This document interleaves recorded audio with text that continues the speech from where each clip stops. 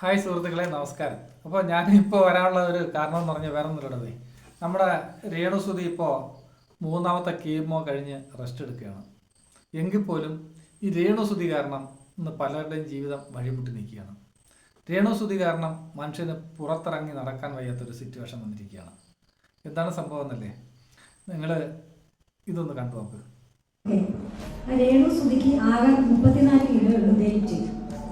2 വർഷത്തോളമായിട്ട് ഈ social media ഇവിടെ എങ്ങനെ വിൽക്കുക.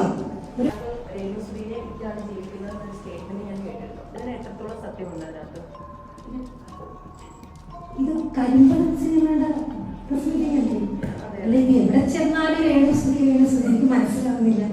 അപ്പൊ ചോദിച്ചെന്താണ് രേണുസുതിയെ വിറ്റ് ഞാൻ തിന്നുന്നതാണ്.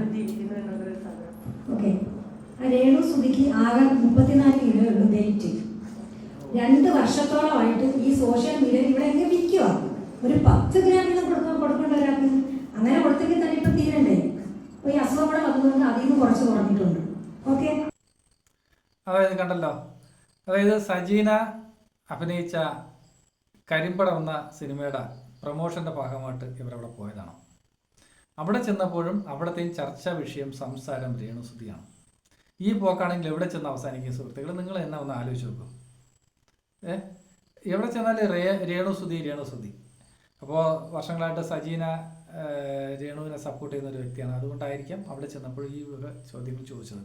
അപ്പോൾ സുഹൃത്തുക്കളെ, ഇത് ഈ വരുന്ന വെള്ളിയാഴ്ച, അതായത് ആഗസ്റ്റ് 7-ാം തീയതി സജീന മിനി സ്ക്രീനിൽ നിന്നും ബിഗ് സ്ക്രീനിലേക്ക് കയറിയിരിക്കുകയാണ്. നല്ലൊരു സിനിമ ഈ വരുന്ന 7-ാം തീയതി റിലീസാവുകയാണ്. സജീന കൊല്ലവും മടവൂർ ശ്രീകുമാർ എന്ന് പറയുമ്പോൾ കുറേ പേർക്കൊക്കെ അറിയാം. അദ്ദേഹം ഏറ്റവും നല്ലൊരു ഡയറക്ടറൊക്കെ ഉള്ള പുരസ്കാരമൊക്കെ വാങ്ങിയ നല്ല കഴിവുള്ള, അസാധ്യ കഴിവുള്ളൊരു വ്യക്തിയാണ്. അതുപോലെ തന്നെ സജീനയും ഇത്രയും നാളും ഷോർട്ട് ഫിലിം, സീരിയലൊക്കെയാണ് ചെയ്തുകൊണ്ടിരുന്നത്. അപ്പോൾ അതിൽ നിന്നും അവൾക്ക് ഒരു മാറ്റം വന്നിരിക്കുകയാണ്. അതായത് ബിഗ് സ്ക്രീനിൽ അവളെ കാണാൻ പോവുകയാണ്. അതുപോലെ തന്നെ സജീനയുടെ മകൻ, റിയാസ്, അവനും നല്ലൊരു വേഷം ഇതിനകത്ത് ചെയ്തിരിക്കുകയാണ്. അതായത് ആ ഒരു കുടുംബക്കാർ തന്നെ ഇതങ്ങ് ഏറ്റെടുത്തിരിക്കുകയാണ് കേട്ടോ. അപ്പോൾ എൻ്റെ ഒരു അഭിപ്രായം, നമ്മുടെ മലയാളികൾക്ക് ഒരു നായിക അല്ലെങ്കിൽ നല്ലൊരു കഥാപാത്രത്തെ കൂടെ കിട്ടുകയാണ്. നമ്മളാൽ കൊണ്ട് പറ്റുമെന്നുള്ളൊരു സഹായം നമുക്ക് ചെയ്യണം. കാരണം എന്ന് പറഞ്ഞാൽ കയറി വരട്ടെന്നേ.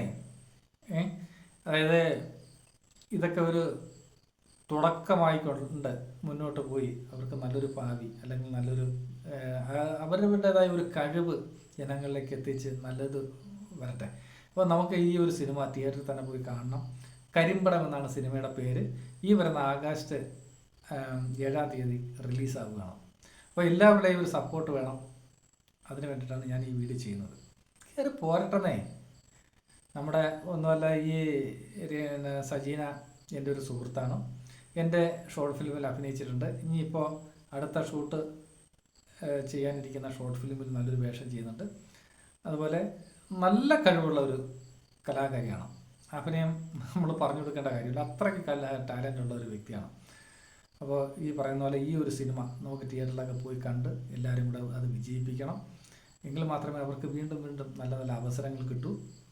അപ്പോൾ നമ്മളെ കഴിയുന്ന ഒരു സഹായം നമുക്ക് ചെയ്യാം കേട്ടോ. അപ്പോൾ എല്ലാവരും നമ്മളോടൊപ്പം കാണുമല്ലോ. വരുന്ന ആഗസ്റ്റ് 7-ാം തീയതി കരിമ്പടം തിയേറ്ററിലെത്തുകയാണ്. ഇത് ഒരു സജീനയ്ക്കും റിയാസ് എന്ന ആ മകനും ഒരു തുടക്കമായിക്കൊണ്ട് ഇത് മുന്നോട്ട് പോട്ടെ. എനിക്ക് ഇത്രയും പറഞ്ഞുകൊണ്ട് ഈ വീഡിയോ നിർത്തുന്നു. നന്ദി, നമസ്കാരം.